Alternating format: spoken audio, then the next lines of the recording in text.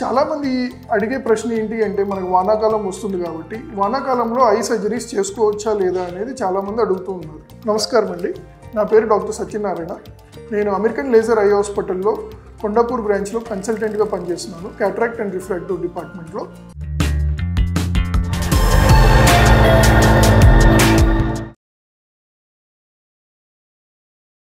So వానాకాలంలో I surgeries ఇంతకుముందు చాలామంది భయపడేవాళ్ళు చేయించుకోవడానికి. ఎందుకంటే ఇంతకుముందు సర్జరీస్ ఓల్డర్ టెక్నిక్స్ వల్ల పెద్ద ఈ బ్లేడ్తో ఇన్సిషన్స్ ఇవ్వటం, సూచరింగ్ చేయటం, కుట్లు వేయటం ఇవన్నీ ఉండేవి అనమాట.